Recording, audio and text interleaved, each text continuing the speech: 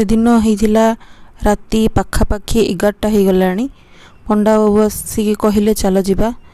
आमे कुआडे जाउछु जानिबा को चाहदिले वीडियोटा को संपूर्ण भाव में देखंतु नै, वीडियो को स्किप करंतु नै। हेलो हाय नमस्कार जय जगन्नाथ सांग माने मो नर्मी आपण माननकु मोर गोटे आ नुआ वीडियो रे आपण माननकु स्वागत करछि। आपण माननकु मोर वीडियो जदी भल लागुथाय लाइक करिवे, शेयर करिवे आ कमेंट करबा को जमा भी भूलिबेनी। से दिन पूरा राति प्राय तो 11टा पाखापाखि हो जाइथिला। 11टा बेले पंडा बाबू आसिले आ आमको नेकी गले। बाहाघर एते वर्ष हो गलानी मु जयपुर सहर रे रहे, तथापि मु केबे भी एते राति रे बाहर को जाई नथिली। पंडा बाबू बाइक रे झियो को मते पंडा बाबू मिसिक सब जाइथिलु। गला बेलको रास्तार दृश्य किछि एमिति थिला। एडा होछि हम जयपुर ट्रैफिक छक जोठारे कि लाइटिंग फाइटिंग अच्छी आउ फ्लैग वेस्टिंग सब बेले पताका एठी त्रिरंगा थाए, देखिबा को बहुत सुंदर लगे।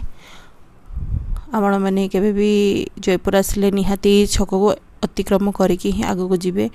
आमे बे मार्केट भीतर एंट्री करूछु जाउछु। देखंतु कितने सुंदर लाइट लगी आउ रास्ता पूरा सुनसान निछाटिया।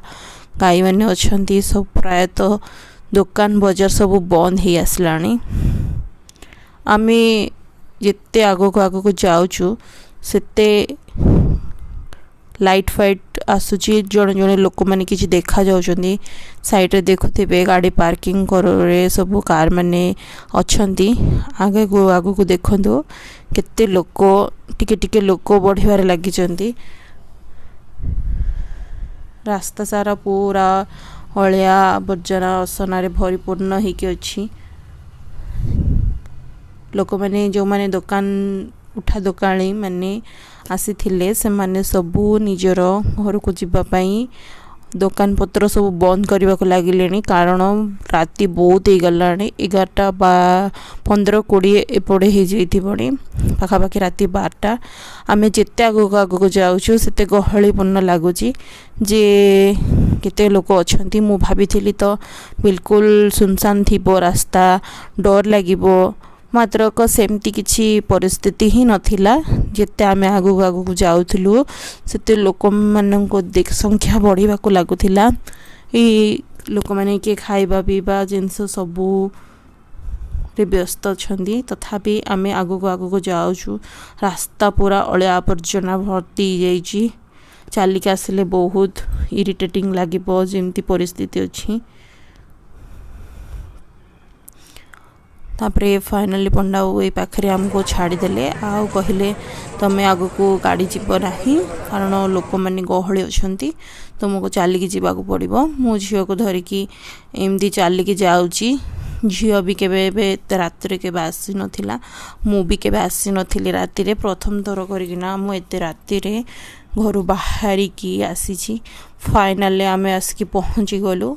ये होची जगन्नाथ ठाकुर रथरे अछंती। कहबाको गले एकादशी थिला से दिन, बड़ एकादशी जोड़ा कि आमर सुनावेश थिला, जगन्नाथंकर सुनावेश। सेई सुनावेश देखा को मु सखाळे पंडा बाबू को कहिथिली कि तुमे आज आमको टिके ठाकुर दर्शन करने को नब। से किंतु मना कर देथिले, बहुत गहळी थिबो, तुमे छोट छुआ को धरकी जाई परिबो नाही बोली कहिबारु मो मन बहुत दुख हो जाइथिला।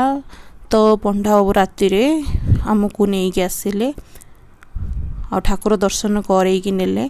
आ पूरा प्रायतः कहवा गले बहुत गहळे थिला। आमे गला बेलू प्रायतः 11टा राति 11टा अधे जाइथिला। से समय रे भी एते गहळे थिला। आमे ठाकुर को दर्शन कलु।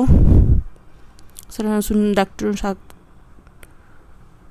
ठाकुर सुनावेश देखी मन मोर बहुत खुशी है। झियो आसला बेलू ताकू भारी निद लगुला, से विरक्त हो जाइथिला। आ मु ताकू धरकी पळे आसिली वीडियो रे देखिथिबारु।